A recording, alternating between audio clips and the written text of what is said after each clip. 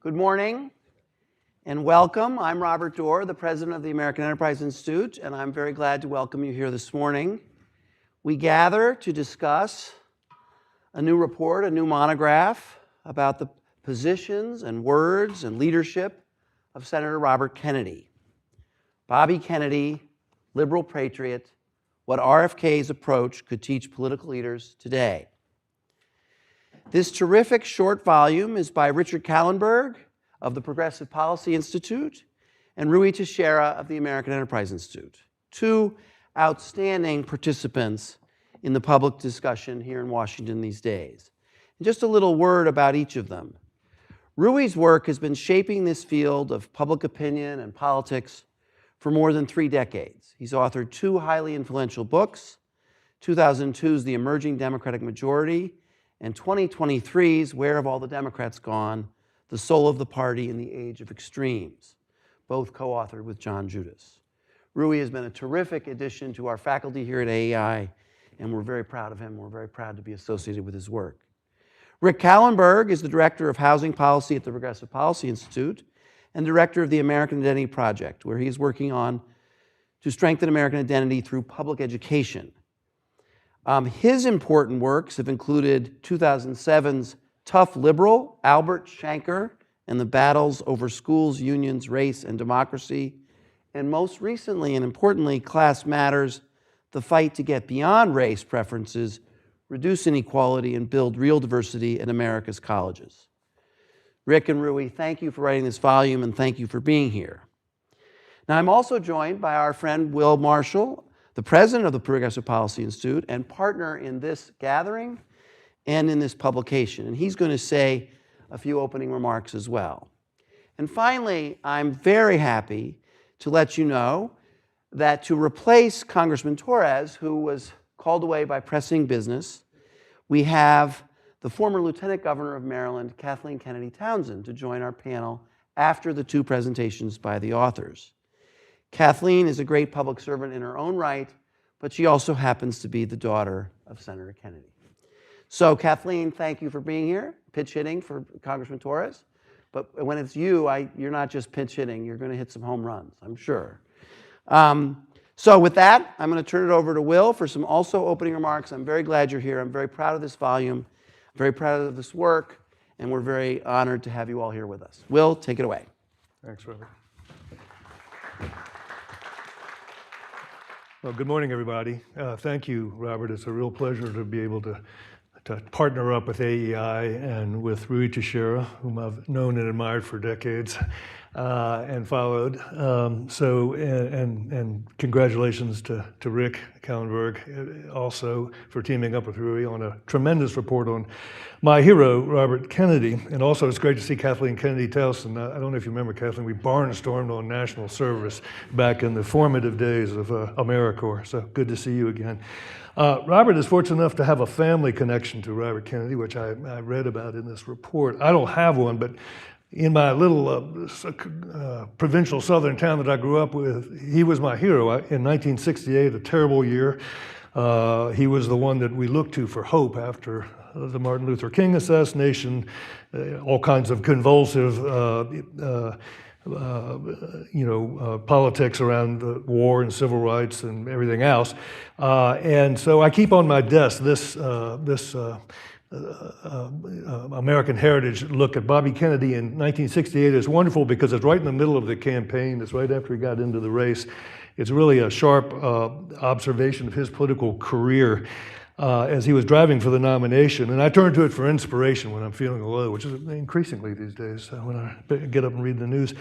It contains the famous Jules Feiffer cartoon contrasting the good Bobby and the bad Bobby, and some choice quotes from contemporaries. Now, Bobby Kennedy aroused strong emotions. And this is one of my favorites from his nemesis, Jimmy Hoffa, whom he pursued successfully for 7 years, Javert style. And this is what Jimmy had to say. He is a young, dim-witted, curly-headed, smart aleck. So someday I'm going to break both of his arms. It turned out the other way. But in any event, I was fortunate enough many years ago to get involved in the creation of the Democratic Leadership Council, Progressive Policy Institute. We were part of the New Democratic Movement. I'm just proud to say that we made a conscious effort, and I was sort of the chief ideologist, made a conscious effort to import Bobby Kennedy's ideas and themes into our work, and I think we were pretty successful at that, and I think that helped underpin the success of the Clinton presidency. So without further ado, many thanks and congratulations to Rui and Rick, and come on up, and then after you're done, we'll throw it open and have a wider conversation. Thank you.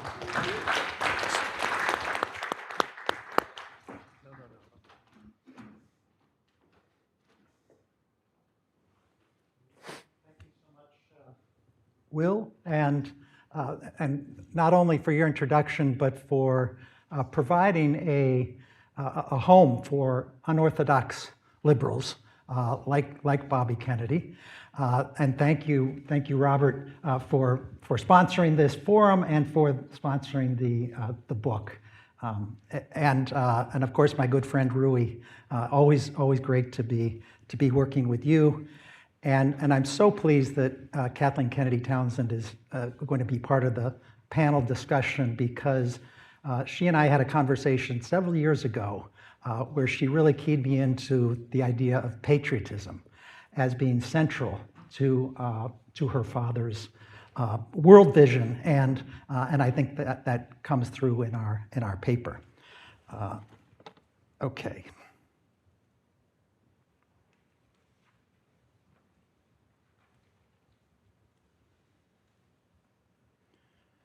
So as usual, I'm seamless with this process with the technology. Let's see. There we go. Okay. So I want to start off by acknowledging Robert Kennedy was clearly a liberal icon. That's how most of us think of him today. He was a champion of civil rights. When he was Attorney General, he faced down George Wallace and other segregationists. He was a principal author of the 1964 Civil Rights Act. He was a strong critic of the Vietnam War and increasingly questioned the approach that the Johnson administration was taking in that endeavor. He was a tribune of the poor and brought attention to pockets of poverty throughout the country. And he also wanted to increase taxes on the wealthy, which is what liberals want to do. And he would talk on the campaign trail in 1968 and name names of individuals who were immensely wealthy and not paying their fair share of taxes. So all of that is true. He is and was a liberal icon. He was recognized as such.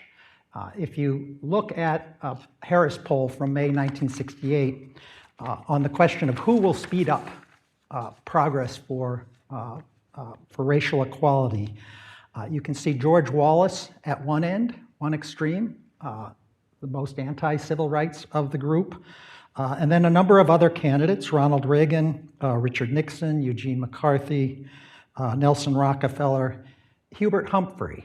Hubert Humphrey obviously was a huge champion of civil rights, and yet Bobby Kennedy was seen as much more likely to advance racial progress than was Hubert Humphrey. At the same time, the situation is a little more complicated than many people may remember, because Robert Kennedy coupled those liberal views with a number of more moderate or even conservative positions on social issues. So he was very tough on crime, and when he was running for president, the first primary was Indiana in May of 1968, and there were race riots going on throughout the country, and Robert Kennedy was very, very tough. He said, "I am the chief law enforcement officer of the United States." He emphasized that. And unlike many self-styled liberals, he was willing to use the phrase law and order. We needed law and order, Kennedy argued. He was also a sharp critic of welfare and wanted jobs rather than welfare programs. And he argued, I think welfare is demeaning and destructive of the human being and of his family. He was opposed to the Vietnam War, as I said, but he was also opposed to draft deferment for college students. Student deferment should be abolished, he argued during the campaign. And he made an argument about why a boy who works at a filling station should have to go to Vietnam while others who are going to college were exempt. And finally, he was an opponent of racial preferences. He argued we are not seeking to give black people preference. And he said something that actually has guided most of my work for the last 4 decades, which is that poverty is closer to the root of the problem than color. That with passage of civil rights laws, it was important to focus on those remaining economic challenges. Now, some folks thought this was Kennedy was being opportunistic. He was running in Indiana, a conservative state. The New York Times had a big headline saying, Kennedy, meet the conservative. And the opening line is, there's a new sort of Robert Kennedy abroad in the land. The accent, the forelock, the cheering crowds are much the same, but the political orientation seems somehow mysteriously to have shifted. And the thrust of our report is that that's a mistaken approach. Now, to be sure, Robert Kennedy wanted to win. There was no question about that. But there is a through line for these liberal and conservative views, and that is an abiding commitment to patriotism.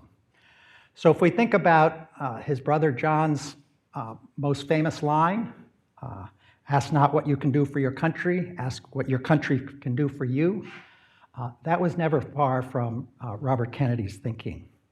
I was struck coming across a letter that Robert Kennedy wrote to his son Joe the day that John F. Kennedy was buried. So in a moment of unbearable grief, he wrote a letter saying, remember all the things that Jack started, be kind to others that are less fortunate than we, and love our country. That was central to his thinking. There's an address that we cite in the report to the Citizens Union in New York City, where he talks about the idea of the name American being the most precious possession that we share. So you can see these liberal and conservative views thread together by patriotism in a variety of issue areas. So on the question of civil rights, he was a strong advocate and took the liberal view that all of us, all people should deserve equal treatment. But for the same precise reason, he was opposed to racial preferences and opposed to a racial double standard on the punishment of crime. On the question of poverty, welfare, and work, he made the liberal argument that as a matter of patriotism, we had to care about our fellow Americans, and oftentimes talked in his speeches about poverty in the United States of America. Now, it's not that Robert Kennedy didn't care about poverty in other parts of the world, but he saw, as Michael Sandel has said, that borders have moral significance and that we owe something extra to those who are part of our nation. At the same time, this idea of patriotism had a conservative element to it, and he argued against welfare. He was for jobs programs because everyone, as an American, owed the country something. And he wanted those jobs to be able to tell someone, I helped build this country. I'm a participant in its greatest public ventures.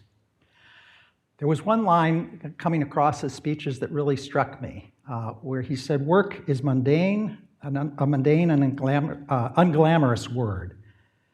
Yet it is in the real sense the meaning of what the country is all about. And like Martin Luther King, he talked about the dignity of work and the importance of work. In addition, he argued that there was a patriotic duty to pay taxes and serve in the military. So there was the liberal side of this, that people owed something to their fellow Americans. And there's a striking moment during the 1968 campaign when he's speaking at Indiana University Medical School. And someone asked, well, where are you going to get all the money for these federal programs that you're talking about? And he shot back, from you. You are the privileged ones here.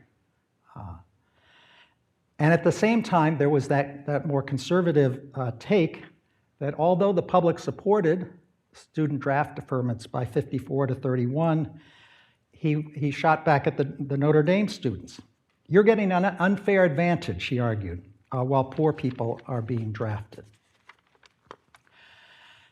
Now, what's really exciting is that this brand of liberal patriotism that wove together seemingly liberal and conservative ideas had tremendous appeal with working Americans across racial lines in a way we really haven't seen since Robert Kennedy's campaign in 1968.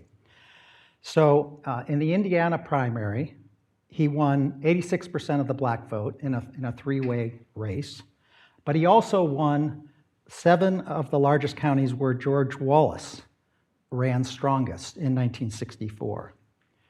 In Nebraska, likewise, he won 80% of the black vote and almost 60% of the vote in low-income white areas. And commentators were really struck by this coalition. So on the one hand, after Martin Luther King was assassinated, Robert Kennedy went to the funeral in Atlanta, and he was the only white politician to be constantly cheered by the mostly black crowds. And on the other hand, Patrick Cadell, who later became Jimmy Carter's pollster, said, there were people in Jacksonville, Florida telling me that they were either for George Wallace or Bobby Kennedy. So something really remarkable was going on. So we argue in the paper that this campaign has tremendous significance for today.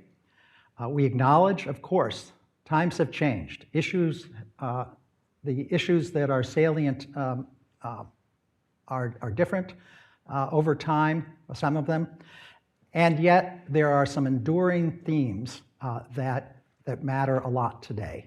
And I'll turn it over to my colleague Rui for discussion of why this all matters today.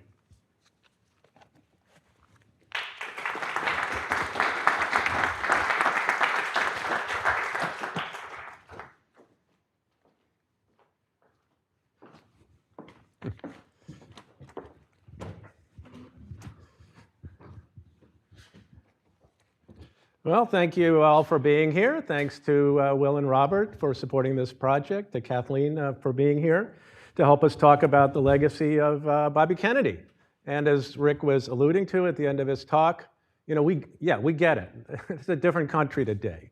We're more educated, we're more diverse. The whole occupational structure of the working class has changed. Issues have risen and fallen with the decades. But I do think there's a through line there that is really does provide lessons for politicians today. And it's a lot what Rick was talking about.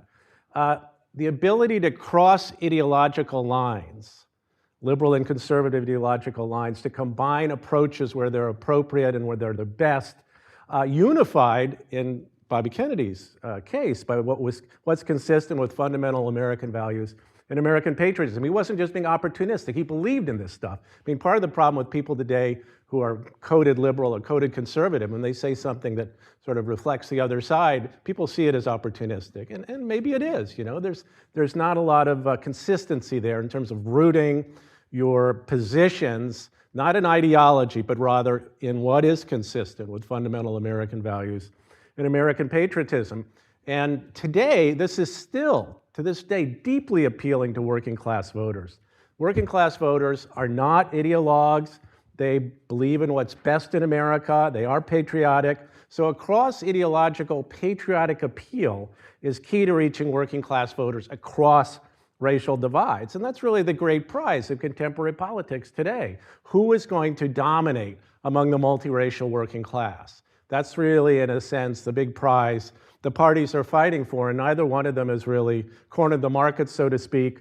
But our argument would be that key to doing that would be this willingness to cross ideological divides, to be a conservative when that works, to be a liberal when that works, and to be unified by some fundamental philosophy that people believe in and people see is authentic. So let's look at some illustrations of that. We talk about this in the report: racial equality, equal opportunity, and the quest for a colorblind America. RFK deeply believed in civil rights. He was deeply opposed to discrimination.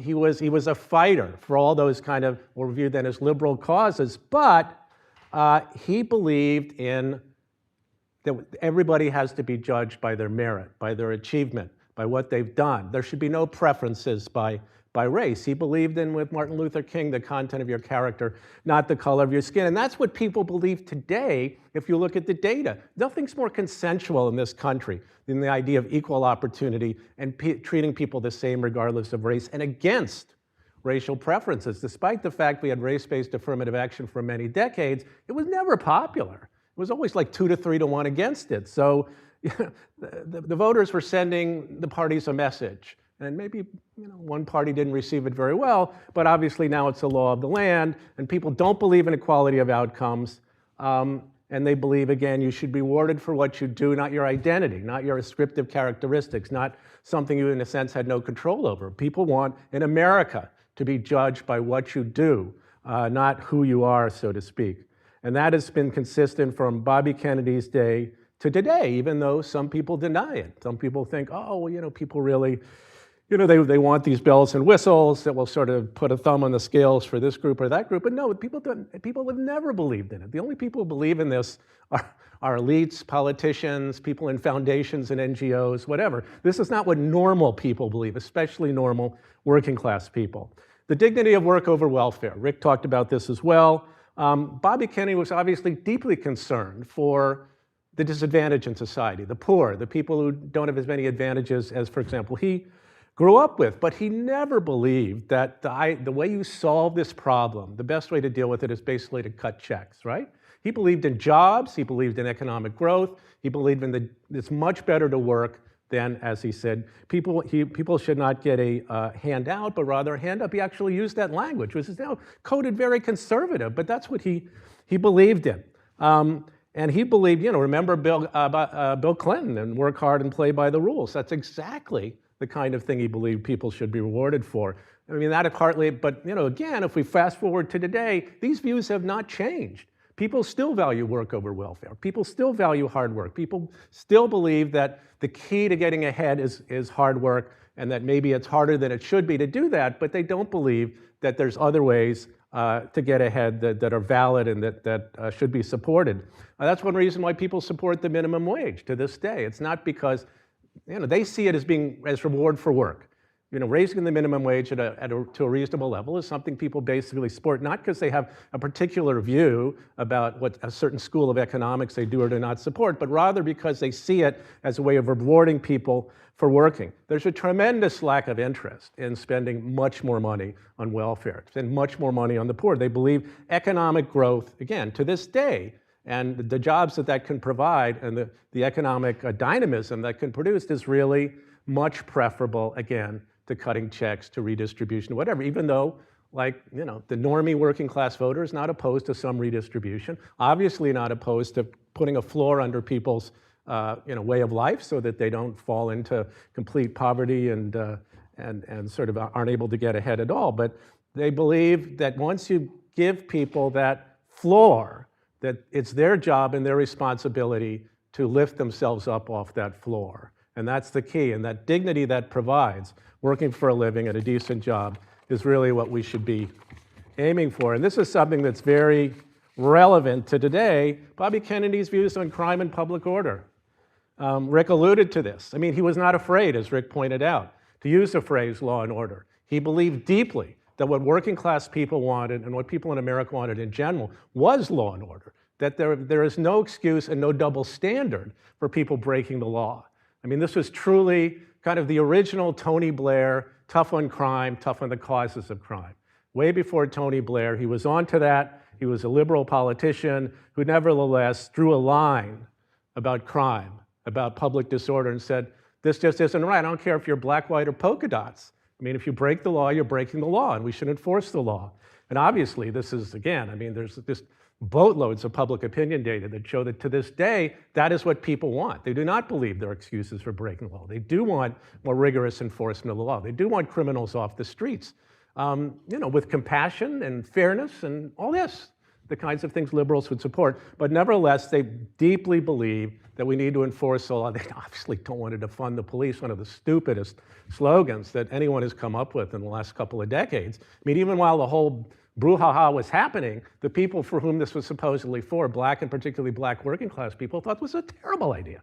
So, they're, again, more in Bobby Kennedy's camp than the people who, allege that they advocate for them. And in fact, again, you look across black and white and Hispanic working class people, this is their view on the question of law and order. This is their view on the question of crime.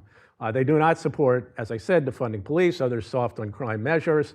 And if you're going to unify the working class and appeal to them on a very deep level, providing that public order, drawing the line against crime and people who are disregarding the law is obviously key to that, was then, is today. And these attitudes extend to immigration, right? Immigration, breaking the law is breaking the law. I mean, entering the country illegally is entering the country illegally. Illegal immigrants are legal immigrants. Bobby Kennedy would have had no problem with that, no problem with the idea borders are borders and that disregarding them promotes public disorder. And that's bad. And again, we see this today in terms of people's attitudes to immigration. People like legal immigration, basically. They're not for being cruel in any way to any kind of immigrants. However, they believe very deeply there should not be a double standard for immigrants in terms of the law, that if breaking the law is breaking the law, and if you break the law, you're subject to sanctions because of that. Public opinion is overwhelming in this point, that we need to control the border, that we need to enforce the law, but we need to do it in a fair and just way.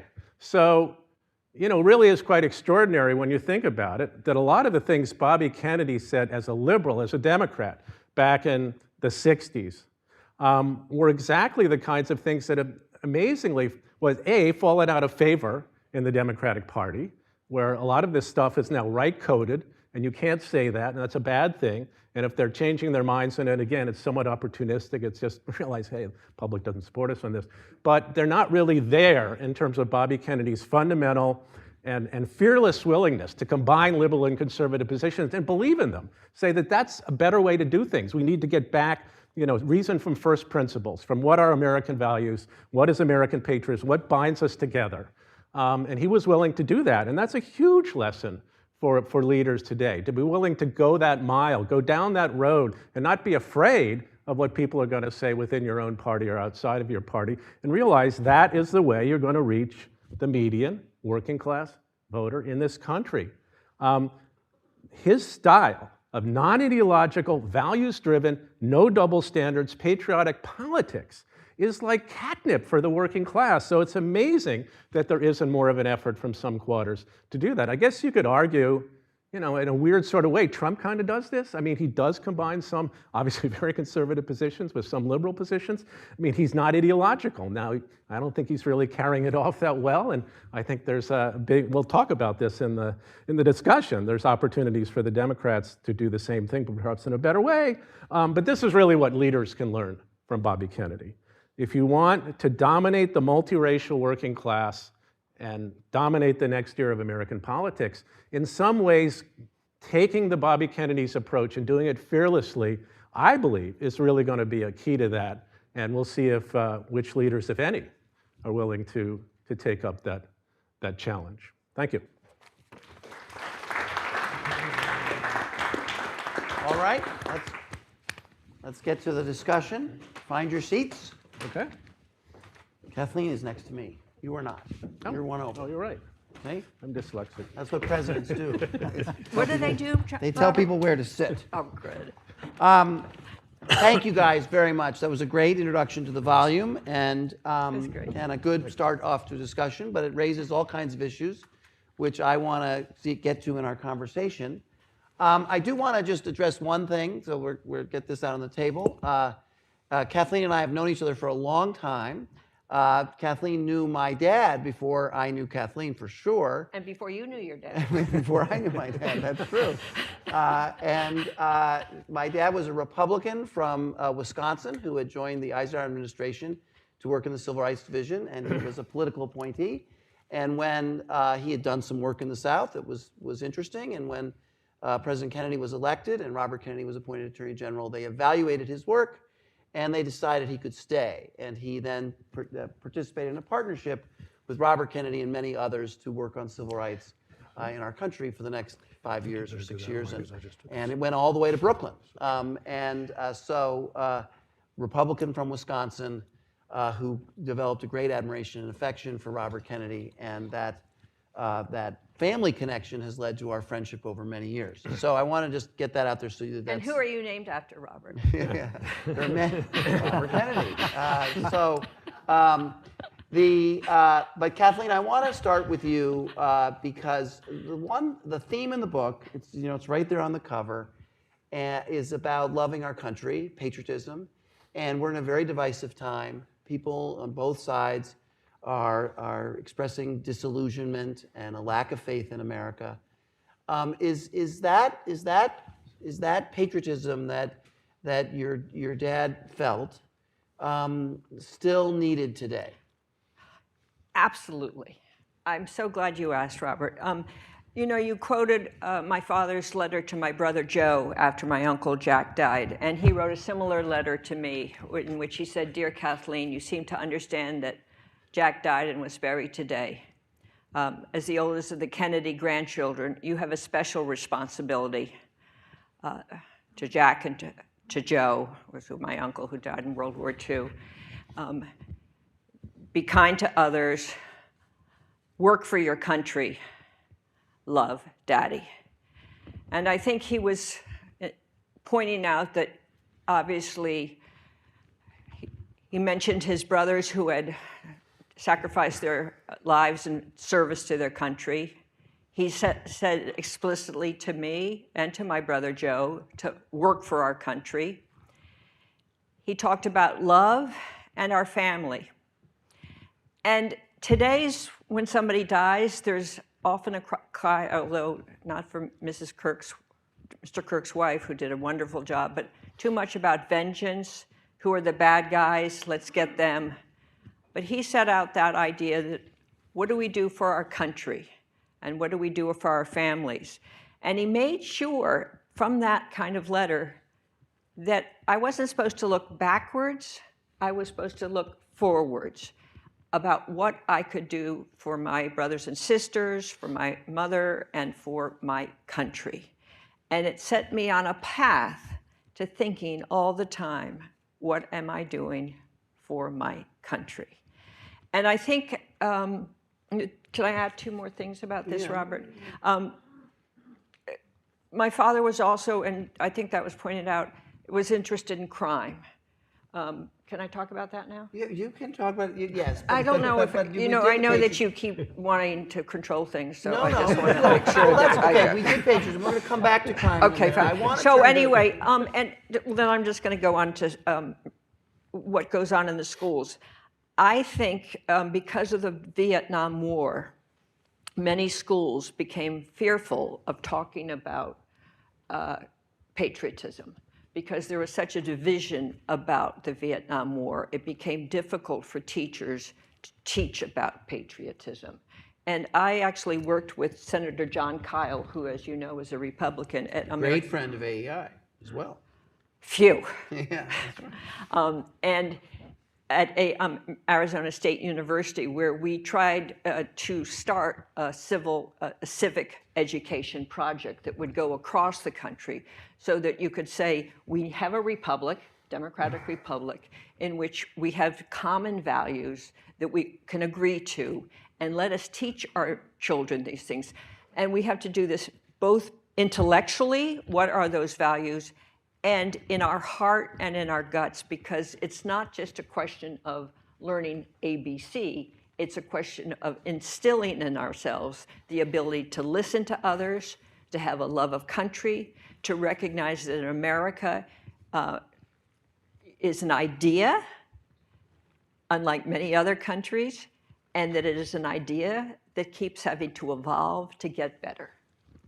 Okay, that's a good start on patriotism. Thank you, Kathleen. I want to ask Will about this the issue of race preferences and affirmative action. The court has ruled. There's been a lot of anti-DEI in the president's rhetoric, if you haven't noticed. There's been very little response.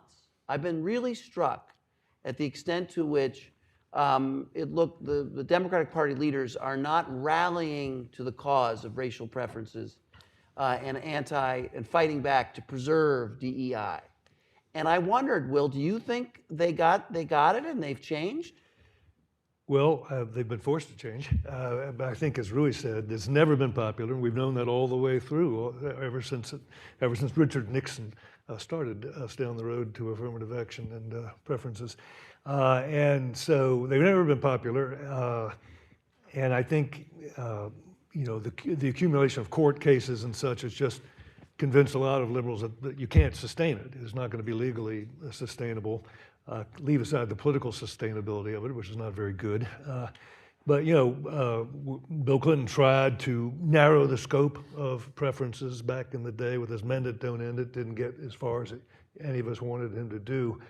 So I do feel that the combination of the electoral verdict, which is that working class people have defected, have abandoned the Democratic Party pretty much en masse, and the intrinsic unpopularity of the issue of just combined to leave no one with the stomach to go back to fight for something fight battles they know they can't win. So that's interesting, Will, that you say that, and I think it could be true. But is it just silence, or will they say it affirmatively? They say, yeah, we agree, we were wrong. Well, Don't hold your breath. well, look, I mean, you don't ask for too much, Robert. But the point is that some will. People over at our shop, we don't have any problem saying these kind of things. But on the left, you won't get as many mea culpas as we probably need now to convince the public that we've changed. Rui, when I was listening to you, and I've listened. You've been a great participant in our work here at AEI. So I've heard a lot of you, and I was reminded of among elites, for some time there appeared to me to be a favorite line that elites would use, and they would say, "I'm economically conservative but socially liberal." And it seemed to me as you were speaking, and a little bit hearkened into Rick's comments as well about Senator Kennedy's attitude toward taxes, for instance, and the economy. Are you making a case for the opposite, that the right approach is really to be socially conservative and economically liberal? Yeah, no, for sure. I mean, I think this is not an uncommon observation for people who look carefully at the data about the distribution of views among Americans in general, in particular working class Americans. That's really where they're coming from. They are kind of economically liberal, though the philosophy is not well defined necessarily, but they're fairly socially moderate to conservative. They're certainly not socially liberal in the sense the Democratic Party has become today. So that really is the sweet spot in terms of appealing to the working class in this country, to be somewhat economically liberal, though one can define that in different ways, but also very definitely to be socially moderate to conservative. That is what people are looking for. That's what people want. That really underlies a lot of the populism in America today, the feeling that people aren't getting this, like the elites don't get it. They're not giving me what I want. So but Rui, as you indicated, that populism has carried the day. It's won the White House. Isn't it? You kind of made a sort of a wave at it. Right. But it is true that the national populists are socially conservative, right, and economically liberal. They're statists, and they want to use government in a very aggressive way to structure the economy. So isn't that true that President Trump, Vice President Vance are echoing those themes? To some extent, yeah, and I think that's something Democrats who want to get back in the fight, so to speak, have to deal with. That the national populists, that Trump and Vance and that dominant wing of the Republican Party is adopting this approach and sort of broadly speaking. Now, I think there's a lot of problems with how they're doing it, and there's a lot of things they do and say that, in fact, are not popular with the American public, including the working class. But they get the basic idea a lot better than I think the Democrats do at this point, and that's something Democrats are loath to admit, but I think is nevertheless true. And Rick, I don't know how much you cover this in the book, but certainly in your presentation, you made a reference to the Vietnam War, and Kathleen's made a reference to the Vietnam War. And the story there with Senator Kennedy is more complicated. Senator Kennedy, as an advisor to his brother, and in his very fierce anti-communism, was a strong supporter of the Vietnam War in the early years of the 1960s. And he came later to a rejection of it because it was impractical and it wasn't working, and it had become, in his judgment, kind of a disaster. But that was a change in his view, and I wonder there as well if that isn't also a kind of, you act like being against the Vietnam War is only liberal. Well, there's a long history in the Republican Party of retrenchment from the world and recognizing that we can't control issues around the world. In Robert Kennedy's rejection of what had happened in the Vietnam War, I sometimes hear a little bit of echo of the Vice President Vance's anger about what happened in Iraq. We sent over there and that didn't work. That was a disaster. What about that? Isn't being against the Vietnam War, doesn't it also have a little bit of a national populist air to it too? Well, one could make that case. I think, and Kathleen, I hope you'll back me up on this. I mean, Robert Kennedy remained an internationalist. Rejected the idea of retreat from the world. In the campaign, he talked, ran some commercials about how tough he was on the Soviets, how he had gone to Poland and tackled, quarreled with the communists there. He talked often about the Berlin Wall as being this phenomenal symbol of the tyranny of communism. So I think the way I read it is that the Vietnam War was seen as a mistake, that it was, the execution was poor, but it was nothing like, McGovern, come home America. He was, in fact, there was one point at which he said, I'm not running for president of Sane, which was, the left-wing group. So he was trying to forge a path there, I think. Can I just say one other thing, though, yes, because we've been making some parallels between Trump and Robert Kennedy, and I think we have to be very cautious about that. I'm not saying anyone on this panel has said that directly, but huge. Rui raised it. Well, I love Rui, but As I see it. let me say, on the issue of taxes, Bobby Kennedy wanted higher taxes on the wealthy. What is the signature element of the Trump economic approach? It's a major cuts for the wealthy. On this issue of affirmative action as well, Bobby Kennedy was opposed to racial preferences, but he talked about a special obligation to black people, given our history of discrimination, and so wanted economic programs to address that type of residual legacy of racial discrimination. It would disproportionately benefit black people, but it would also benefit poor white people. Yeah, and there would be jobs programs. I mean, in other words, when he said you should get a job, he wasn't going to say, well, just go find one. He was going to make sure that there were places that people could work. There would be, as Franklin Roosevelt had the CCC or the WPA, there would be creation, actual places that people could work. It wasn't like, good luck. Right. So Yes. that's a big difference, and that wasn't pointed out Yeah. anywhere. But Yeah, okay. I think that's really important. Well, Yeah. the debate now is about the extent to which there should be a reciprocal responsibility between the seeker of government assistance and the provider, and whether the person seeking aid and getting aid should also be encouraged to find work. Right. And that's whether you provide the job or you let the economy generate. Well, when you have a 7.5% unemployment rate for those who studied coding, because everybody said you should do coding. You got to figure out what the unemployment rate is to figure out what. Thank you, Yeah, thank yeah. you, Kathleen. Yeah, Really no, appreciate that's that intervention. I would just add one thing about the issue concerning race and civil rights.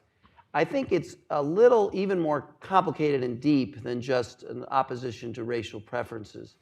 The way in which the Attorney General guided the country and the federal government's use of its power in the South through the Civil Rights Division, through many, many of the lawyers in that division, was respectful of federalism, properly understood. And a real studying of that period would show that he, in his love for his country and his respect for the different roles of the states and the federal government, he wanted to work through the courts and through the states where this was happening.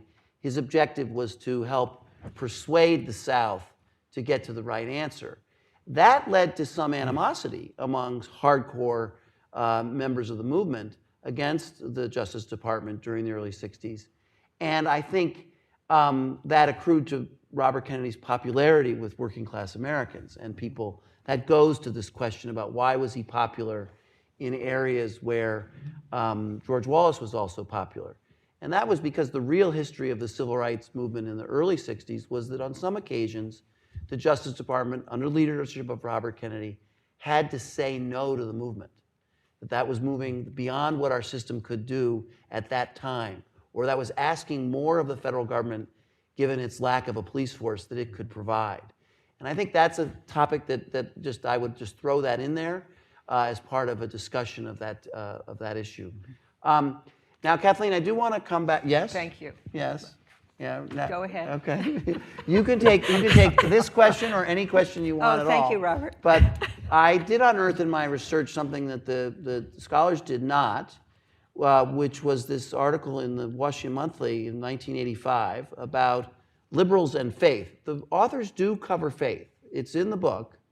And this business that Robert Kennedy exhibited faith, practiced faith, loved the role of religion in American life, and that's lost from the progressive world that we now live in. Right.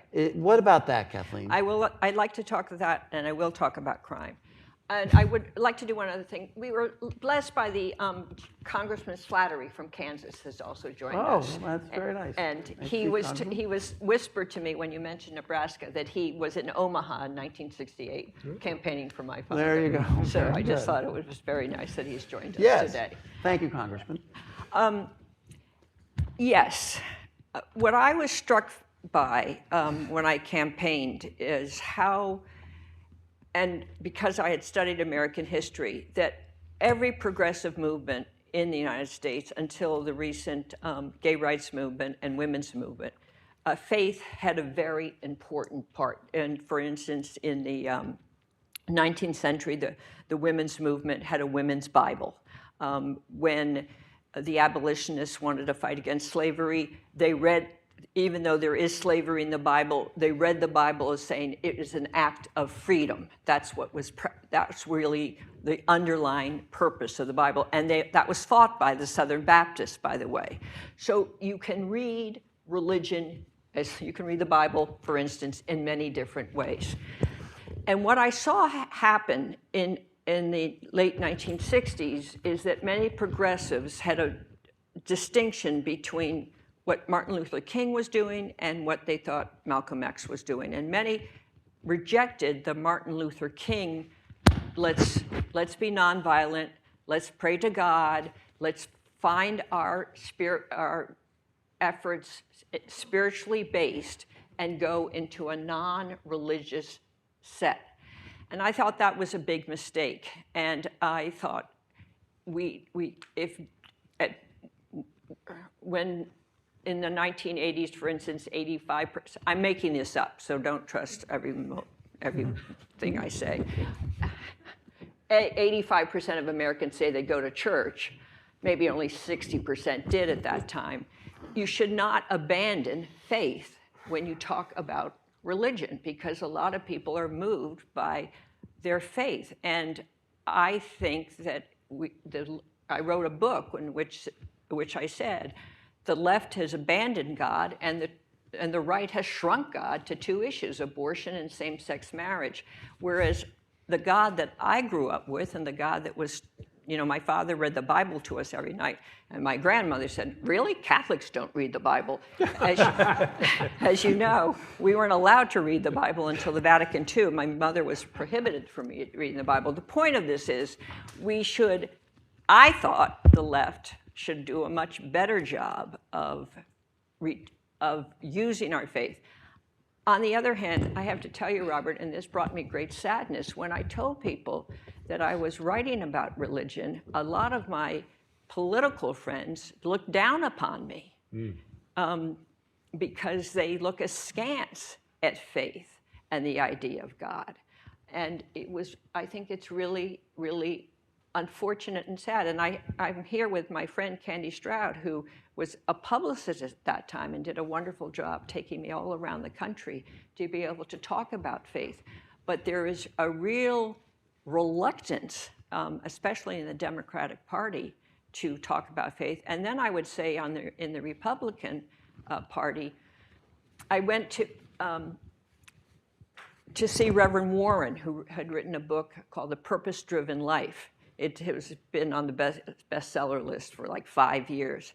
And he described how he had grown up as a Southern Baptist, and he had missed, because in his faith-based world, he said he had missed the fact that there were 2,500 passages in the Bible that told him to care about the poor and the sick and the undeserving.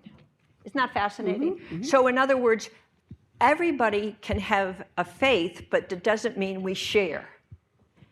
But I am glad you asked me about it, because it taught me when I saw Reverend Warren. He has since, at that time, discovered the 2,500 passages in the Bible. But it's not clear that we all read the same Bible or think the same thing. But I believe that it is important that we're able to discuss that and understand how important faith is to the American experiment, at least for many, many parts of where we came from. And I would have hoped that the left would realize we should have a large God that cares about lots of things, as would the right. So, Rui, what say you on that? Is faith a big dividing line with the working class, especially maybe with the Hispanic Americans, and in their sort of lack of comfort with the Democratic Party? Yeah, I think that has something to do with it. I mean, religiosity in general in this country is far less than it used to be, but among the working class, it tends to be stronger. The Hispanic working class, obviously, an enormous amount of strength of Catholic doctrines and so on, though there's an increasing evangelical Protestant portion, but it's just generally more important, right? And I think it's important not to restrict the question of faith to sort of particular religions, Catholic, Protestant, whatever.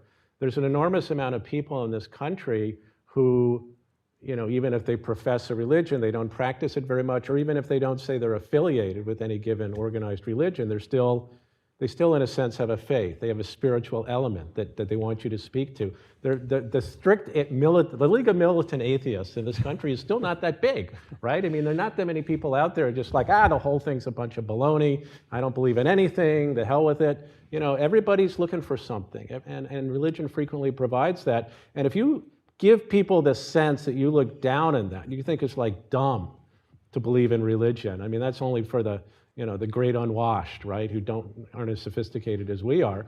And unfortunately, I think that has characterized the attitude of a lot of democratic elites, particularly the most educated elites, toward the question of religion, towards particularly strong religious faith. If you're going to be religious, at least, don't be very obvious about it. As Justice Douglas said about the Unitarians, they're the least that you can be. Right, yeah.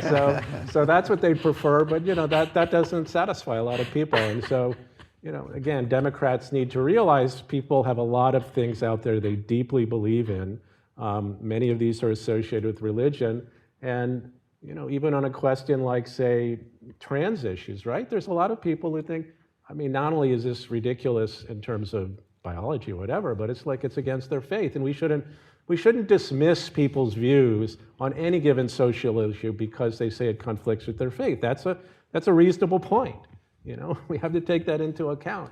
And I think the willingness to make, you know, sort of dividing lines and just say, no, no, you can't, your faith cannot enter into this issue. I think that's just wrong, and I think it's hurt the Democrats. So Rick and Will, I want to get the conversation on crime started. I think we've kind of hit it pretty hard, you know, in opposition to lawlessness, promoting his role as a law enforcement officer, willing to say that law and order was important. And that is something that's been missing from the Democratic Party certainly in the post-George Floyd period. But let's push back a little bit about what about the maybe, and this is not in the book, so I'm asking you to stretch a little bit, and maybe Will, you want to.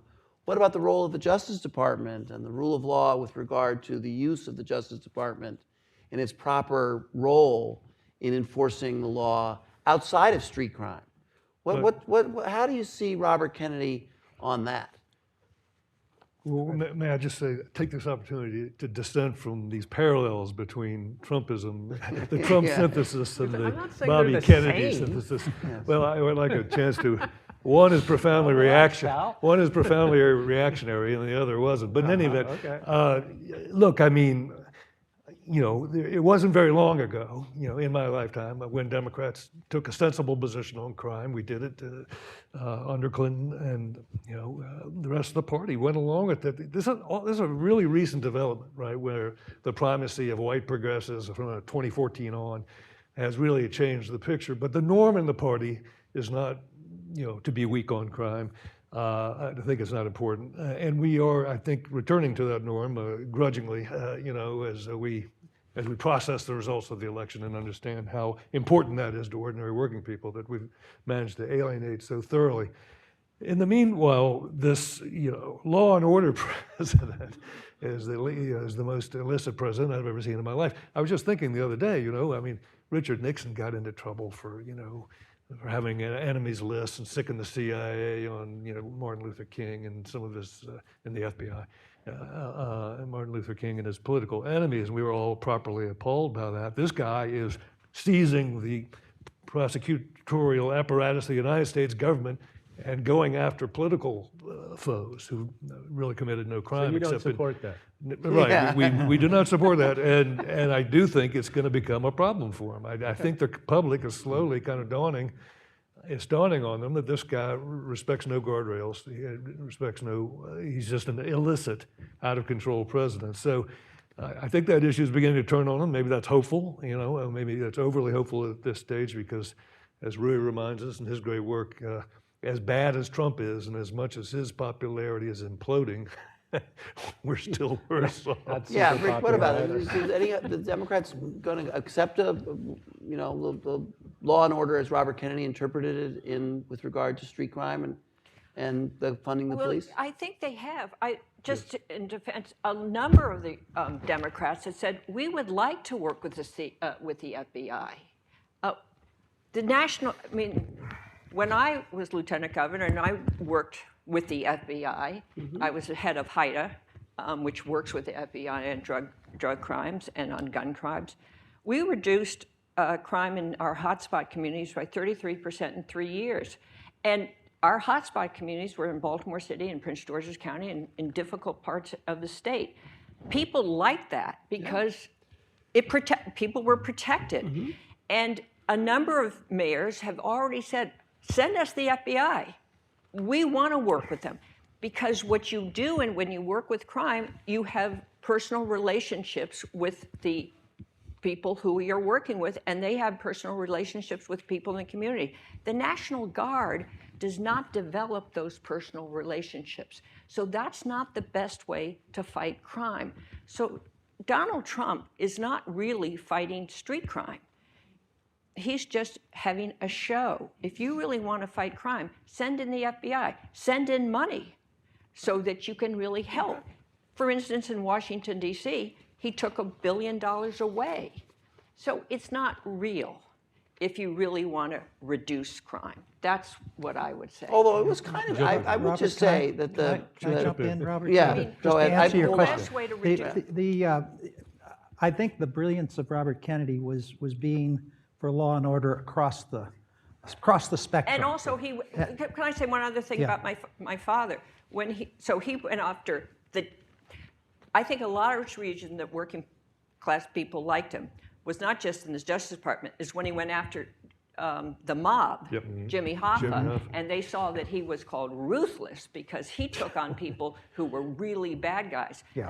As a matter of fact, as you know, when I was in 3rd grade, they threatened to throw acid in my eyes, and so I couldn't leave the school for 4 months. So he was willing to take on really tough people, and they liked the toughness in him and his ability to take on people and to sacrifice.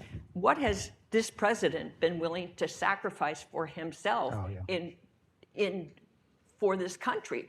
I haven't seen it. Maybe you have, but I have not seen that. That's another big big distinction. And Absolutely. that's number Let me one. just make this one point about the. And also, what I want to say other Kathleen. thing. Yes, okay. Well, he also prosecuted his own father's lawyer. In other words, he went after friends of the family, which has not happened in this Justice Department. And Right. but on Well, this civil. is why we're arguing Kennedy, RFK is the role model, not Trump. Yeah, exactly. there's- But on civil rights, it was law and order in the South that Robert Kennedy was enforcing. So, he went down to Georgia and other states and said, "You may not like Brown versus Board of Education. It is the law in the land. We are a law-abiding society," and so it cuts both ways. It's we think of law and order as a right-wing idea. This is something that it needs to be approached across the board the way Bobby Kennedy did.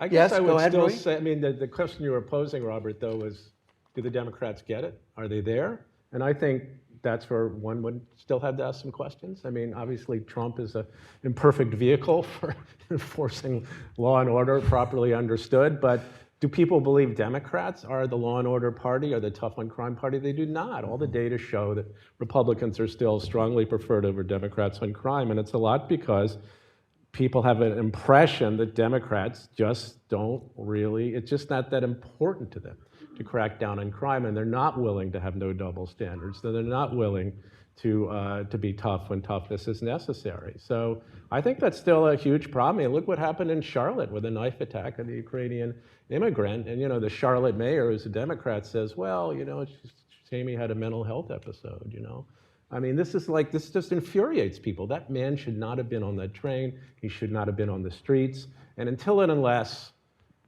typical voters, particularly working class voters, start believing Democrats are willing to enforce the law about violent criminals and psychotics on the street, blah, blah, blah, you're just not going to convince them. Even if, Trump does all this terrible stuff and you criticize him, sort of reasonably for what he's done. Until and unless Democrats are willing to sort of shed that soft on crime image and start pushing ridiculous stuff like no cash bail and so on.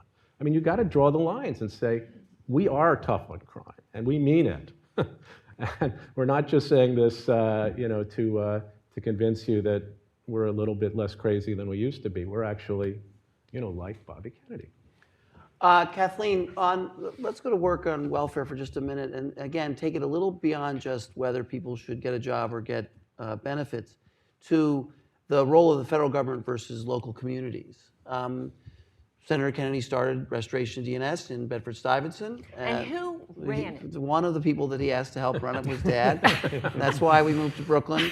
But there was, and maybe you don't remember it this way or see it this way, but I'm just curious. There was a little bit of a rejection of very heavy-handed federal top-down mandates on anti-poverty programs or local communities, and a more of a local up from the bottom perspective. Is that a fair, I don't know if the authors cover that in the book, but is the Bed-Stuy experiment also a little bit of a focus on the local and the community? And Well, as you know, Robert, some people, like Mayor Daley, did not like the up from the bottom in the communities because this is a really interesting challenge. My father wanted to make sure that when you were going to have an issue that was going to be resolved on what you should do in a poverty community, the people who were affected in the poverty community should be listened to because it was their community. And so that was the community action programs. And the mayor of those cities were accustomed to having the money go through them because they liked the money going through them. And my father wanted the money going to the communities directly. And there was a fight over that.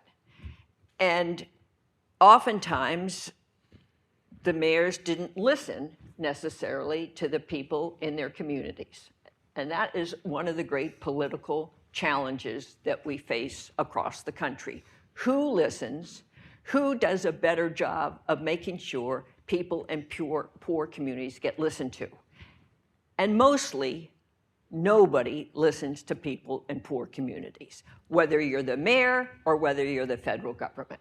And that is, I don't have an easy answer to that question. You can do it when you have a good attorney general, a good congressman, a good person like your father. But the truth is, as you know, from how funds get distributed, it's hard to make sure that people who are under the poverty line or close to the poverty line don't get listened to. Rick, but it wasn't just the mayors, it was also LBJ. It was a little bit of a rejection of the federal government. Again, this is in the conservative world, the closer to the people the decision-making is made, the better. There's a whole theory of that. And so what about that? Is there something in your research that reveals not just about mayors, but also the federal government's role? I think there was the through line is an emphasis on the agency of individuals. And we saw that, and it cut liberal and conservative. So, he was not for massive federal programs, wanted a lot of community input. At the same time, he was a big supporter of Cesar Chavez because he liked that Chavez and others were working on their own to fight for their rights. So that's the flip side of it. But I think that the power of the individual was obviously immensely important to him, and his most famous speech in South Africa talks about the ability of one man, we would say one man or woman, to make a difference in society, and that applied to poor people as well as to everyone else. Okay, so let's get ready to open up for questions from the audience. It's time for that now. We've got a nice big crowd here this morning. Who has got a question for our panels? Right there in the center, red tie. Wait for the mic. We've got about 15 minutes of questions from the audience. Oh, yeah. And we want questions, not statements. Questions, not statements. Okay. And not long. All right. All right. Keep it long. Thank you very much, and it's a pleasure to see Lieutenant Governor Townsend after 10 years when you answered a question about your father for me, about whether you were his friend Joe McCarthy's goddaughter, and you said no, it was your mother's faculty advisor at Manhattanville. Danny Thomas, who's buried at the Abbey of Gethsemane in Kentucky. Right. My question is twofold. First, about what Will and others referred to as lawfare. How different was it from when Robert Kennedy was charged with the same thing regarding the wiretapping of U.S. Steel executives, particularly Roger Blow, president of U.S. Steel? And the other question is, you mentioned Cesar Chavez, someone Robert Kennedy supported. He was also an outspoken opponent of illegal immigration. How would Robert Kennedy have reacted to that? Someone who was as close to the United Farm Workers as he was. I'll take the second piece, and I think Rui touched on this, that Robert Kennedy had an important role as Attorney General in getting reform of the immigration laws because there were racial country quotas that had a racial impact, and thought that had no place. But he made a point in testifying that he wasn't talking about increasing levels of immigration overall, and was for law enforcement. So I think he would, my sense is he would agree with Chavez on that question. I'll address the issue of the role of the Justice Department just because Dad did work in the Justice Department and I've done some studying of that. There's no question that it's fair to say that Robert Kennedy was the brother's president. He was close to the president. He was close to the White House. There was strong involvement of the executive branch in directing the Justice Department in the way it went about its business. I don't think they went after political opponents in the way that is happening now, but when sometimes people talk about it in the public discussion now, it's as if there's a sacred line and the White House has no role in the management of the Justice Department, and that's not really true. It's never been true, and it certainly wasn't true under Robert Kennedy. They were both law enforcement officers, but they also were political people, and they knew that, and they were members of the executive branch. That's important to remember. The Justice Department works for the White House, and there wasn't any question about it. One of the things I like to use is that Dad used to say it was a glorious place to work in the Civil Rights Division in those years because the chain of command was short and straight. John Doar to Burke Marshall to Robert Kennedy to the President of the United States. So I do think, I know you were talking about lawfare, which I do think is different, but I think that in that case, I'd have to really study it. But the point is that the idea that there should be no politics at all or no influence by the White House and the Justice Department is just silly. Now, I would like to just address one other issue, and that is not raised by your question, but is important and it's in the book, but it's missed, and it's an aspect that needs to be brought up, and that is that, as I understand it, the Attorney General and Senator Kennedy was also just a marvelous person to be around, to have as a leader. There's a great line where the people are coming in and they're asking, how has the Justice Department changed in the wake of him becoming Attorney General? And Alexander Bickel opposed his appointment and then later said, I was wrong, he was a great Attorney General. And that was because he brought people to work for him who were extremely talented, much smarter on the law than he was, and he would acknowledge that. And he was very comfortable with them. He was very comfortable having people around him who brought strengths, and he relied on them, and he attracted some marvelous people to work in the Justice Department who executed the policies of the Justice Department in a way that brought, I think, honor to their work and to the department. And I think that's an element that's neither left nor right. It's just being a good leader. And I wanted to say a word for that before the session was over. Another question? Yes, sir. Thank you all so much. So you mentioned the idea of political ideologies today being very one-sided. There's not a lot of nuance. You mentioned the idea of people seeing it as opportunistic if you engage in that.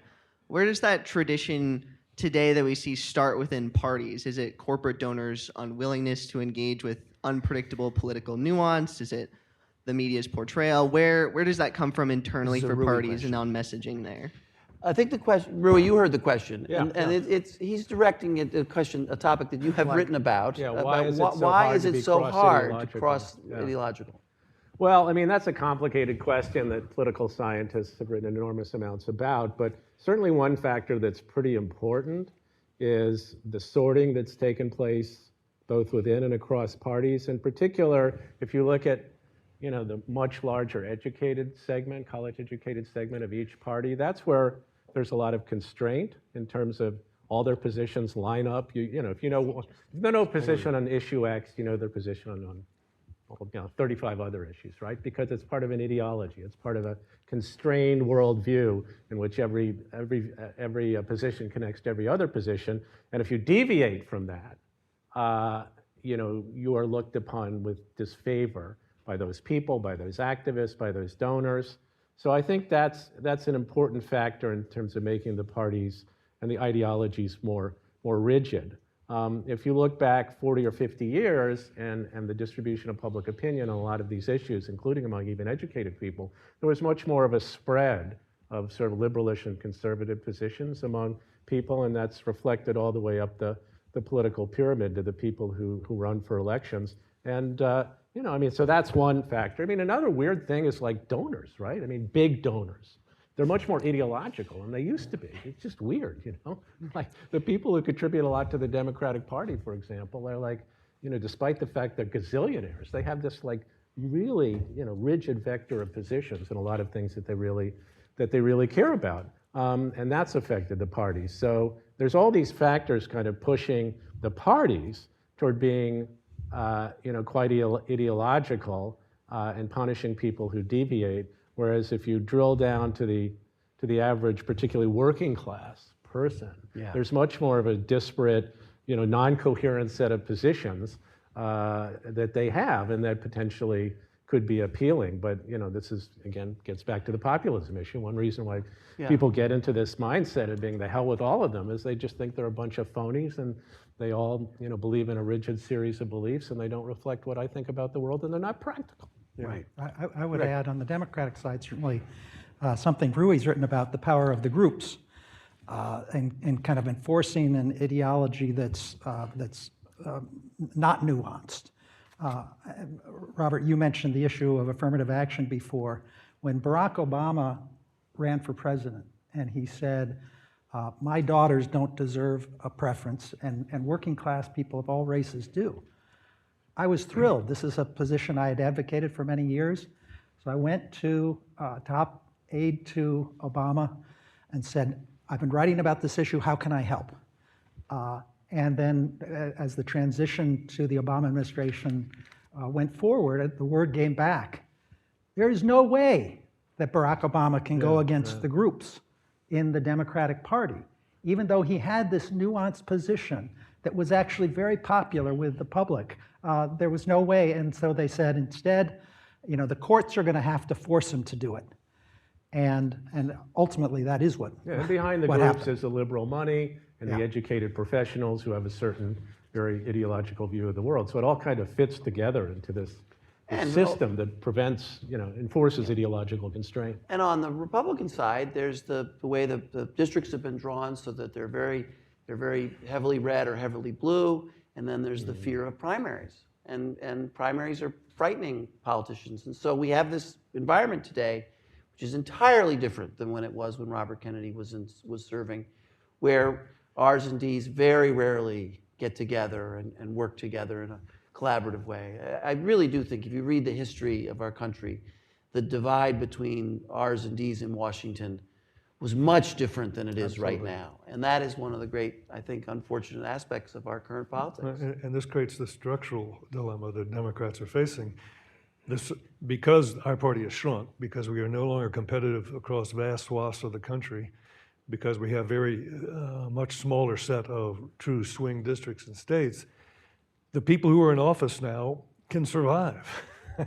They can survive with the shrunken Democratic core, and they don't think they need to appeal as much to voters who have been leaving the party. That is, the working class voters who've moved over into the Republican column. And if they do that, they invite, you know, a primary challenge and friction from their left. So there's a kind of, you know, if you can win your seat, if you're in a D plus 8 or 9 or 10 district or, you know, or a blue state, the political incentives are not well aligned for change in the Democratic Party. They're aligned for you to be not challenging of the prevailing orthodoxy. And so you don't have enough. Back when we started the whole New Democrat thing, you had plenty of Democrats who could feel the change in the country. They knew that their political fates were entwined with the parties in general, but the survivors today don't really necessarily feel that, don't feel a strong compulsion to risk their political positions for the sake of the party. Okay, I think we have time for one more. Do we have any other questions? Let's see. Way in the back. There we go. Wait for the mic. This question is for Ms. Kennedy. How do you feel, if anything, about prayer in schools again? There you go. There you go. I think what you could do is have a moment of silence, and each child could pray whatever they want. Okay, so I get to. I mean, I'm gonna every use- time there's a test, I guarantee you people are praying. So I'm going to finish now. I want to just relate one personal matter, given that our AEI colleague brought up the issue of prayer in schools. Kathleen is the product of a Catholic school here in Washington, which she went to, and my sister also went to. And they had the benefit of a wonderful Mother Superior, Mother Mouton, who, when challenged with issues of moral courage, had a great line she used to say, silence is golden, but sometimes it's just yellow. And Kathleen has never violated that principle. She speaks up and says her heart whenever she's asked to talk. And even when she isn't. And even when she isn't, and even when she isn't, even when this school, she went to Stone Ridge, the Sacred Heart School in Washington, with my sister Gail, and in the May of 1962, there was a field day at Stone Ridge, and it was a father-daughter thing, and the Attorney General came, and there was a race, and it was the three-legged race. You know the three-legged race, the daughter ties her leg to the father's leg, and they run three-legged race, and it's competitive. And the Attorney General was a competitive man. And but he lost that day to Dad and Gail. Gail is a great athlete. And the Attorney General was never happy about that, but we got through it. So with that little personal anecdote about life in Washington in the 1960s, I'll close out our conference. Oh, Thank wait a you. minute. Can I say something? When you get confirmed in the Catholic Church, you have to choose somebody to be your sponsor, and I am Robert's sponsor. So if any of you ever think he needs some more spiritual guidance, call me. There you go. Very good. Thank you very much. Good to see you. All right.